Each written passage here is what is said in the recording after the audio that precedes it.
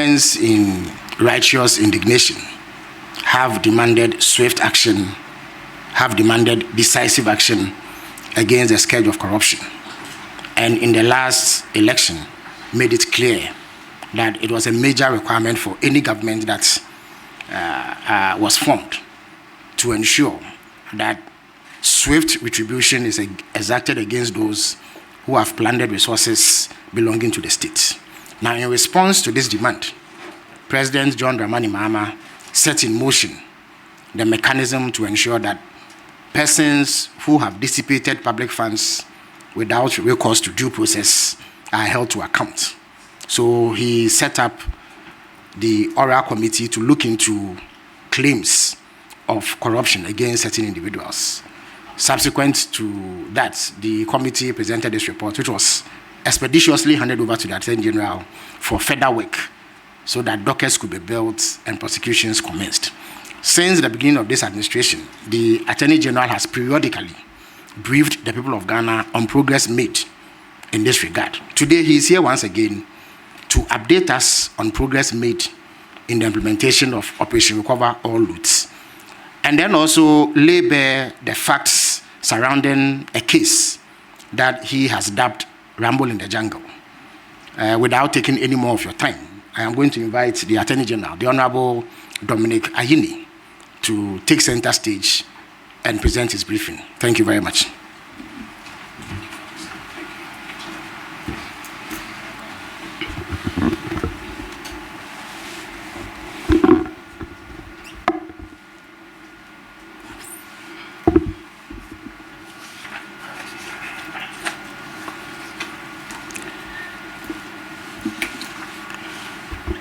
Good morning, ladies and gentlemen of the media, and good morning to my fellow Ghanaians, or fellow countrymen and women, as I usually say. As the Minister for Government Communications has indicated, I am here this morning to account to the sovereign people of Ghana, as has been my practice since assuming office as Attorney General and Minister of Justice. Today, I will do two things.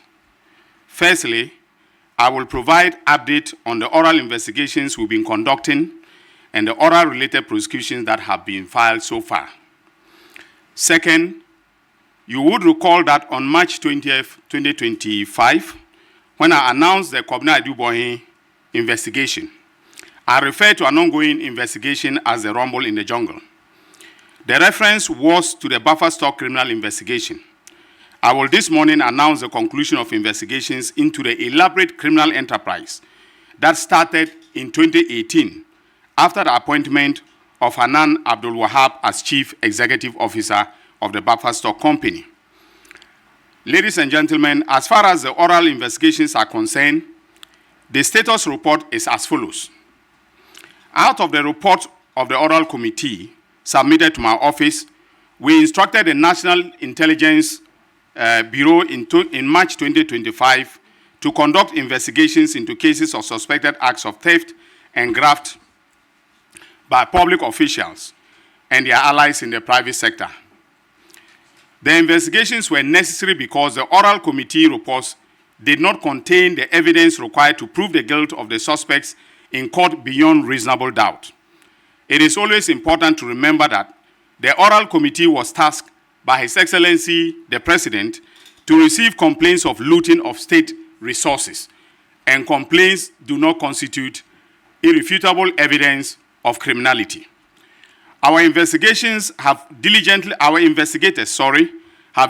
concluded investigations in the following cases: the SkyTrain, National Service Ghost Name Scandal, District Road Improvement Project, or DRIP, National Lotteries, Palgo Multipurpose Dam, SML, Frontier Healthcare Services, Free Wi-Fi, National Ambulance, Buankra Integrated Inland Logistics Terminal, Sputnik V vaccines case, and the land looting cases. In the case of the land looting cases, 8 have been completed, and then 1 is outstanding.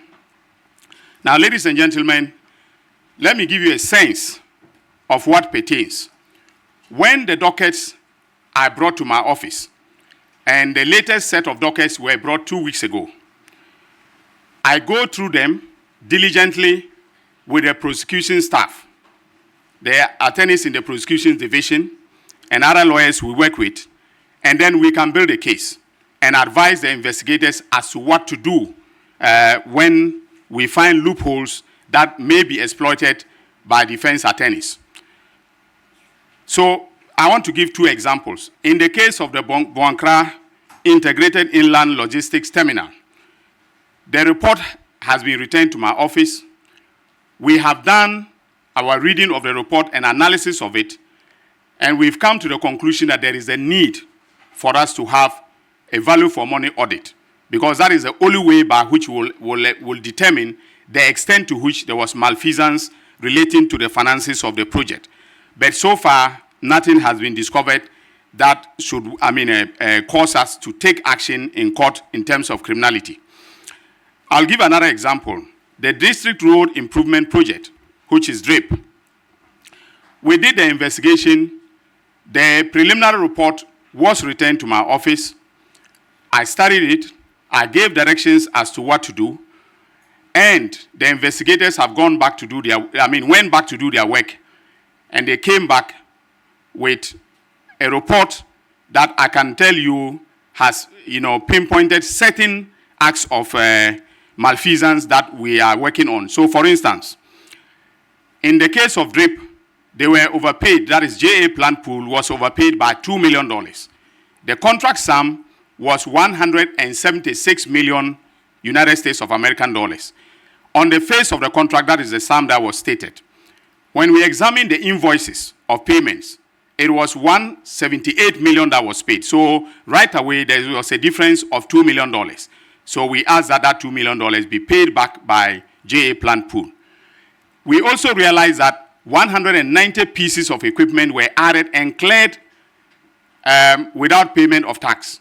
In other words, they were added to the list as if they were tax exempt. I asked the investigators to go back, look at the HS code, and for those of you, HS code is a harmonized code that the customs officers use to determine the classification and taxes applicable to goods. When they did the analysis following the HS code, it came out that 38.7 million Ghana cedis of taxes were evaded.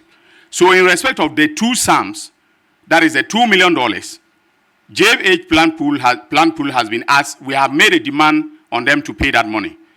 Then when it comes to the taxes, we have asked GRA, because under the tax laws, it is GRA that can make a demand for the payment of the taxes. So we've asked that GRA should make a demand for the 38.7 million.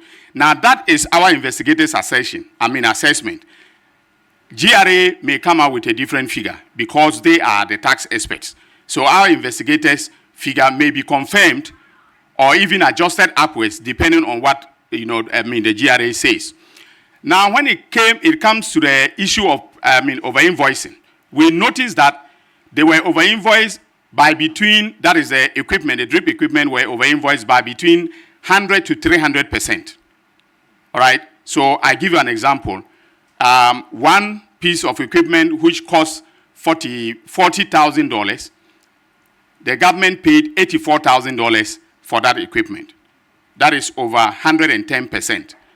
And so we are now diligently looking through all the equipment. And you can imagine that the equipment for all the districts, there were, hundreds of pieces of equipment. So we are going through each one of them because we are looking at a criminal investigation.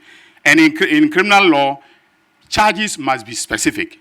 If you miss the element of specificity, your case will be thrown out. And that is why I keep urging Ghanaians to be patient, because we need diligent investigation so that when I send a case to court, we don't have any doubt that criminality has occurred. So, ladies and gentlemen, prosecutions have commenced in the SkyTrain and National Service scandals. In the case of the latter, we have filed charges against the former Chief Executive, Executive Director, Osea Sibe Entry, and his deputy, Gifty Owari. Charges are being prepared against the rest of the public officers and the so-called marketplace vendors.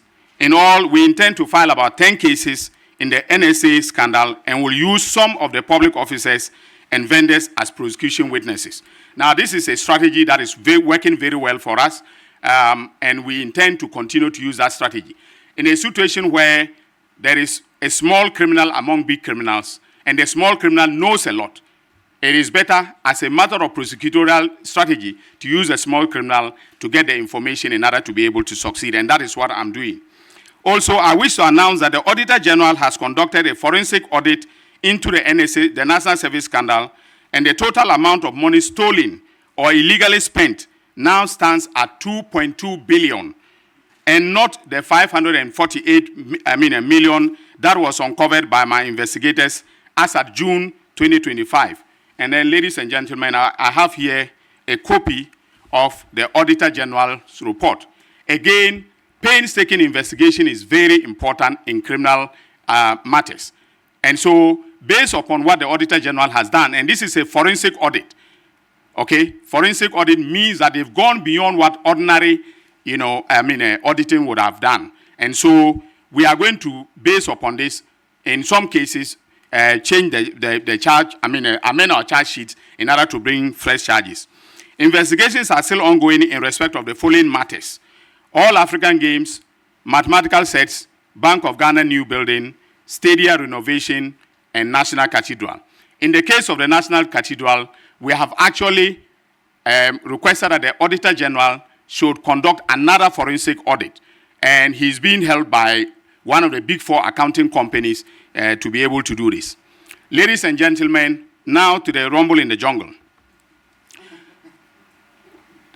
The buffer stock investigation, which are nicknamed the rumble in the jungle, as at March 2020, when we announced the arrest and detention of suspects Kobne Idubohin and his wife Angela Eje Boateng, the Economic and Organized Crime Office had gathered credible intelligence regarding a criminal enterprise that had been operated by the former Chief Executive Officer of the National Food and Buffer Stock Company Limited, Mr. Hanan Abdul Wahab.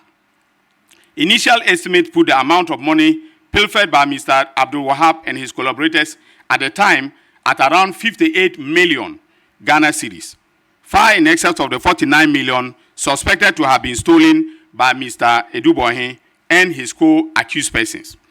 I call the criminal enterprise operated by Abdul Wahab and his collaborators at Buffer Stock the rumble in the jungle, not only because of the huge amount of money at stake, but because of the fact that while food suppliers were wailing and gnashing their teeth due to failure to pay them for supplies to the Buffer Stock, and while our school kids were being denied nutrition under the school feeding program for lack of funds, Mr. Abdul Wahab and his collaborators were busy lawlessly looting funds meant for the program.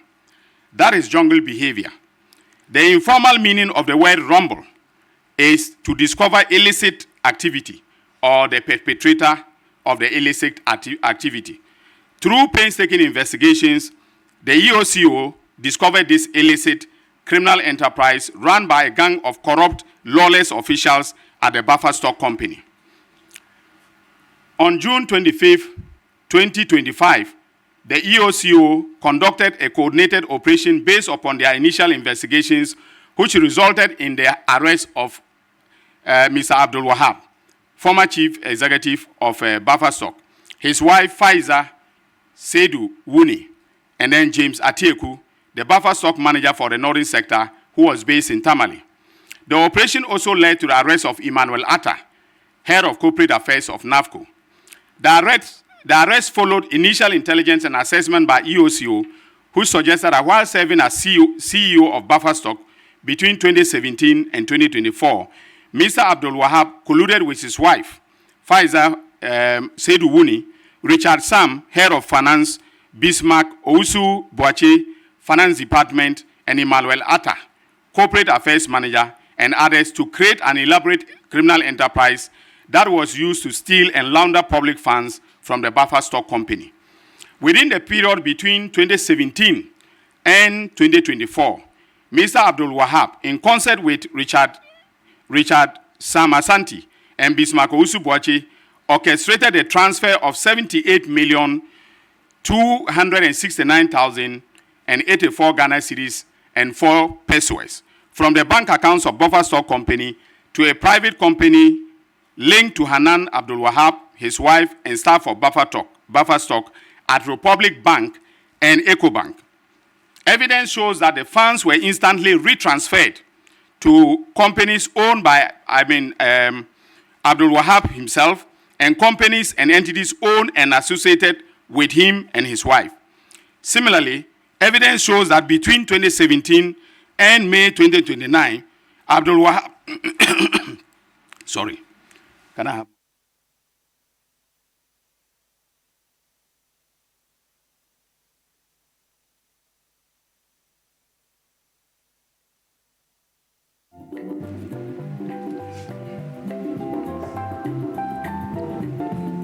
Let me take that again. Similarly, evidence shows that between December 2017 and May 2019, Hanan Abdul Wahab transferred 5,495,780 Ghana cedis and 36 pesos from Buffer Stock company accounts to 2 bank accounts belonging to Aludiba Enterprise, one of his companies, at Republic Bank and ABSA. Aludiba Enterprise is not a registered supplier of Buffer Stock Company. Hanan Abdul Wahab between 2019 to January 2022 also orchestrated some suppliers to transfer an amount of 11,998,830 Ghana cedis, 48 pesos, to an entity owned by a staff of Buffer Stock, and later instructed the staff to retransfer the funds to a company owned and run by himself and his wife.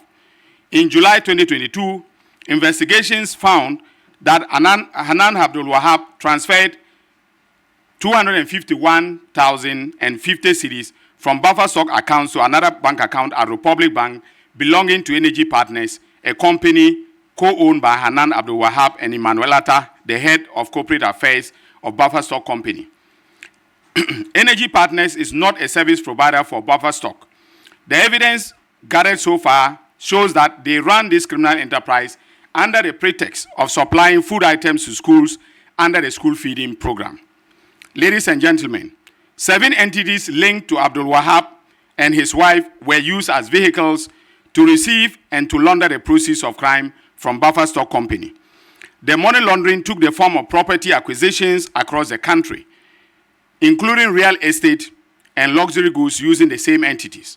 The entities in question are as follows: Alkani Enterprise, Aludiba Enterprise, Energy Partners, Farhauser Ventures, Farhauser Company Limited, and Aludiba Foundation, and also, and more importantly, Sortina Enterprise, owned by a third party connected to the couple. So Sortina was owned by Atieku Apau, who was then the Northern Sector Manager of Buffer Stock. Bank documents obtained by EOCO revealed that within the period that the suspects operated this criminal enterprise, Mr. Abdul Wahab and his wife and their entities became the largest depositors at Republic Bank, and the branch was at Labone branch. Investigations established that in 2018, Sortina Enterprise, an entity owned by James Atieku Apau, applied to become a licensed supplier to the Buffer Stock Company. This application was approved by his boss, Hanan Abdul Wahab, knowing very well that the approval placed James Atieku Apau in a conflict of interest situation. Because he was the manager of Buffer Stock in the Northern Sector, he formed a company and became a supplier to Buffer Stock. So on account of that alone, I can succeed on a charge of using public office for profit. Documentary evidence from bank accounts of Buffer Stock revealed that between 2018 and 2024, Buffer Stock transferred a total of 78,369,082 cedis and 4 pesos to Sortina Enterprises bank account at EcoBank and Republic Bank respectively. The payment was supposedly to pay for food supplies made by Sortina to schools under the school feeding program. Verified records, including way bills and store receipt vouchers from Buffer Stock, however, indicated that only 27,300,000 389,872 cedis out of the payments to Sortina were backed by supplies. There is no evidence whatsoever that the remaining 50,879,021 cedis and 4 pesos paid to the enterprise was backed by food supplies or any service rendered to buffer stock. A review of Sortina bank account revealed that the bulk of the payments which buffer stock made to Sortina Enterprises bank accounts, about 98% of the over 78 million, were instantly retransferred to Alkani Enterprise, Fahauza Ventures, and other entities owned and controlled by or affiliated to Hanan Abdul Wahab and Faiza Seidu Wuni, his wife. Under interrogation, Mr. Atieko Apau stated that although some of the funds received into Sortina's EcoBank and Republic Bank accounts were for the few genuine supplies backed by waybills and store receipt vouchers, in most instances, no supplies were made, but he noticed that buffer stock kept making payments to his company, Sortina Enterprise. He also admitted that other third-party companies, which our investigations have established to be license buying companies or suppliers to buffer stock, also made several payments into Sortina's account. He said he neither knew the promoters of these companies, nor did his company have any business dealing with them. He had no explanation as to why millions were transferred into his company's bank account, but observed that those payments, whether from buffer stock or from third parties, were made into Sortina's account on the instruction of his boss, Hanan Abdul Wahab. He further explained that whenever such payments were deposited in Sortina's account, he was prompted by Hanan Abdul Wahab to expect the transfer and was later instructed on where to move or retransfer the funds. In effect, Sortina became a conduit for Hanan Abdul Wahab and his wife to steal buffer stock funds without easy detection. Transaction analysis of Sortina's Republic Bank account and entities used as vehicle to launder the proceeds of the criminal enterprise established by Hanan and his wife corroborated the claims made by Mr. James Atieko Apau. For example, a review of some of the retransfers of the funds paid to Sortina Enterprise by Buffer Stock Company revealed as follows. From Sortina Enterprise to Hanan Abdul Wahab, 16,179,137 Ghana cedis. Sortina Enterprise to Alkani, 23,913,964 Ghana cedis and 90 pesos. From Sortina Enterprise to Fahauza, 500,000 Ghana cedis. Sortina Enterprise to Chain Homes, 550,000, making a total of transfers that we've tracked, from across the bank accounts of 40,493,102 Ghana cedis and 15 pesos.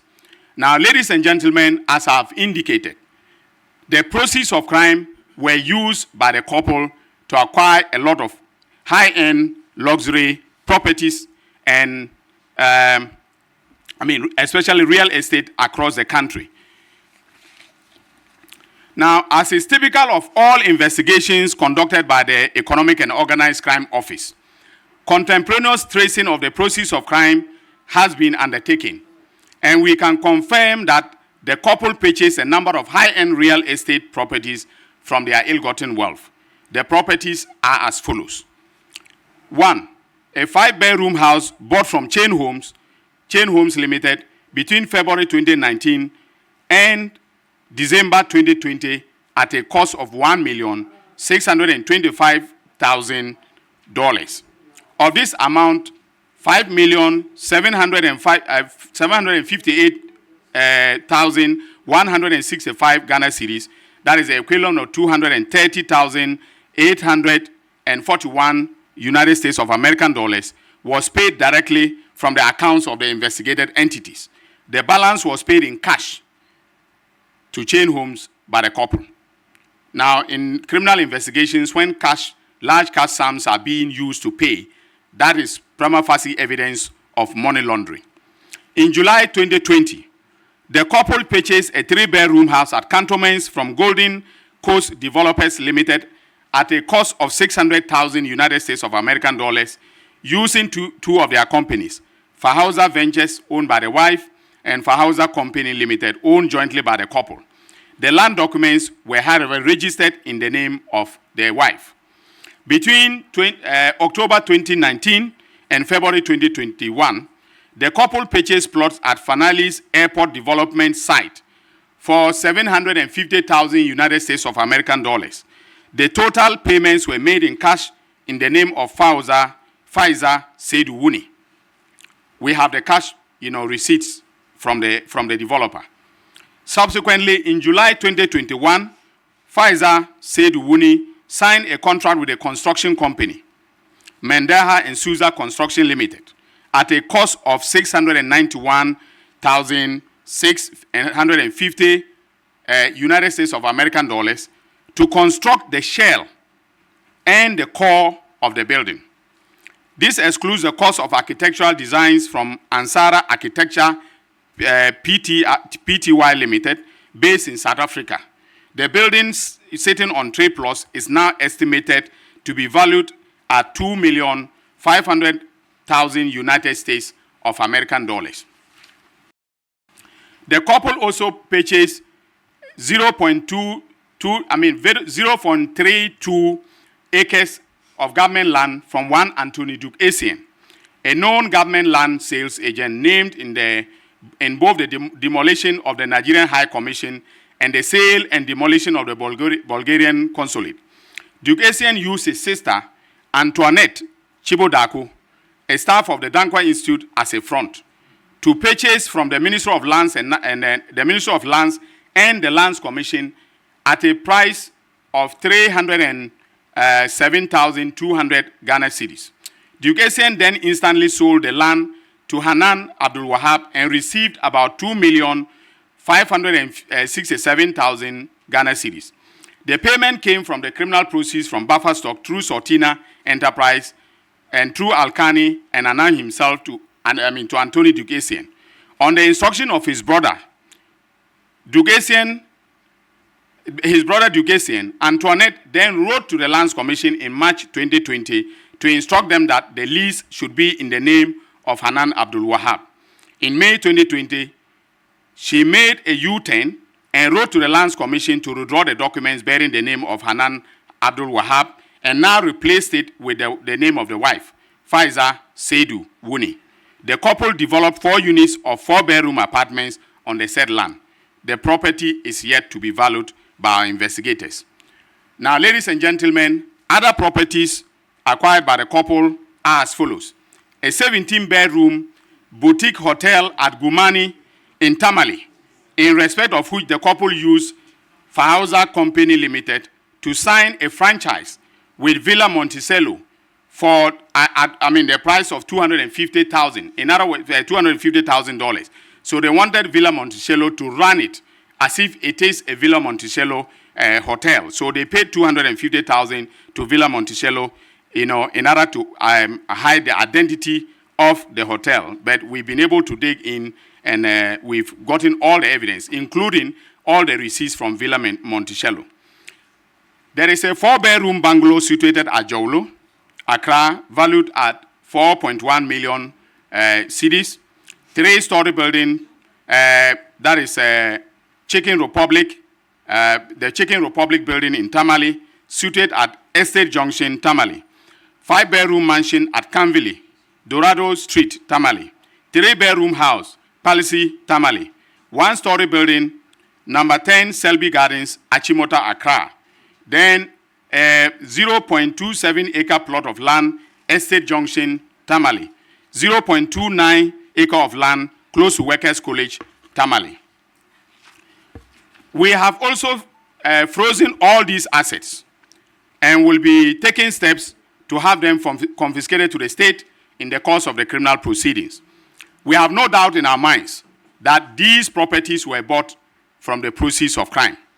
When interrogated, Frezes Wuni, the wife of Anand, said she was a housewife being paid 5,000 Ghana cedis a month by the husband.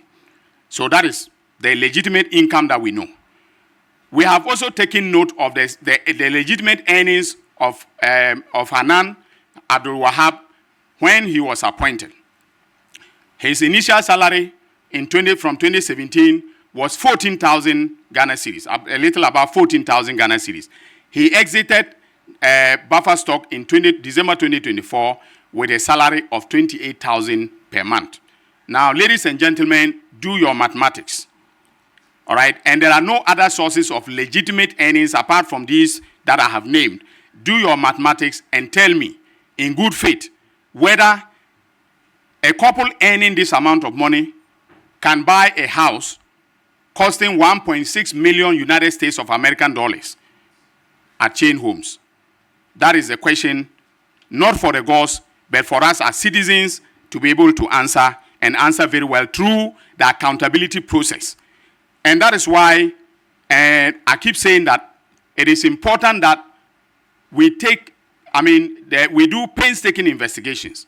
Because without the painstaking investigations that were done quietly, we started this in February. In February 2025, this investigation started in February 2025. And it is now that we have the results. As I have also told you, the oral reports are still coming into my office. Now, those who are pushing me to go to court and who are saying that by now convictions should have been obtained are being, I know you are Ghanaians, you have legitimate expectations of your government officials, including the president and the attorney general. But we need to do a good job. Accountability costs resources.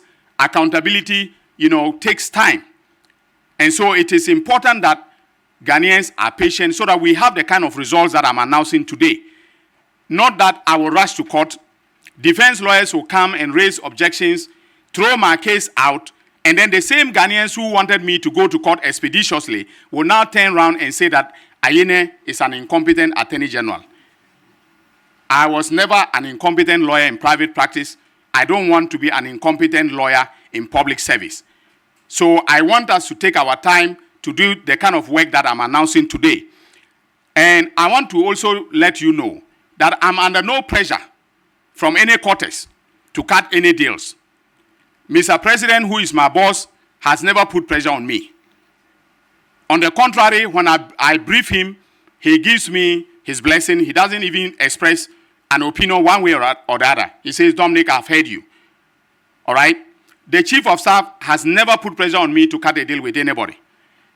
The secretary to the president, Dr. Kalisus Mahama, has never put pressure on me. On the contrary, he encourages me. He says the work is stressful, but I should keep on. The legal counsel to the president, my former boss, has never put pressure on me to cut any deal. Offers have been made, and I have turned all of them down. I have told everybody, please go to the court. If you want a pleas deal, I'm filing cases. In the Wuntumi case, offers were made to us for a plea deal. I said, no, I'm filing charges. If you want, announce your intention for a plea deal to the judge. That is now my strategy. The MPP took advantage of my saying that I'm open to to having plea deals to say, okay, that I was busy cutting deals in the office. No deal has been cut, and no deal will be cut except under the auspices of the court of competent jurisdiction. That is what I have decided, and that is what we are going to do, going forward.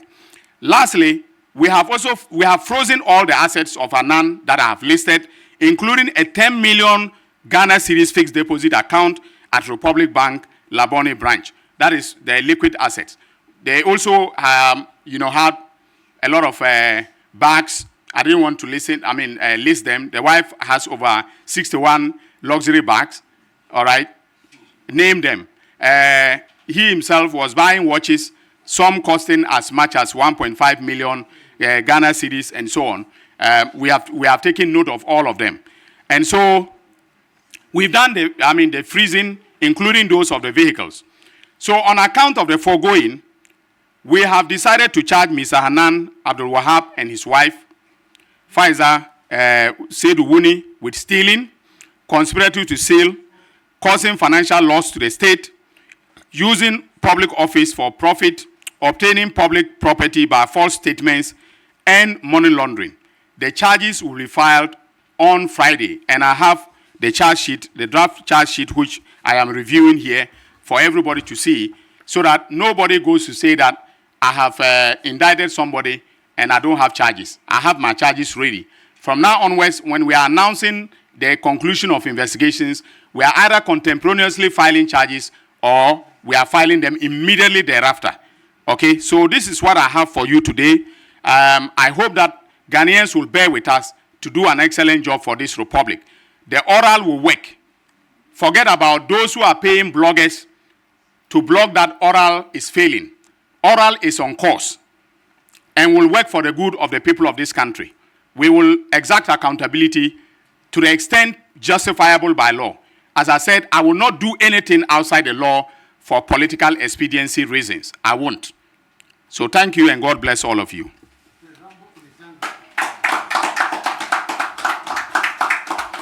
Oh, hi, this is Jackie and you are watching Morris TV.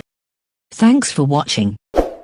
Please like, subscribe, and click on the bell for more updates.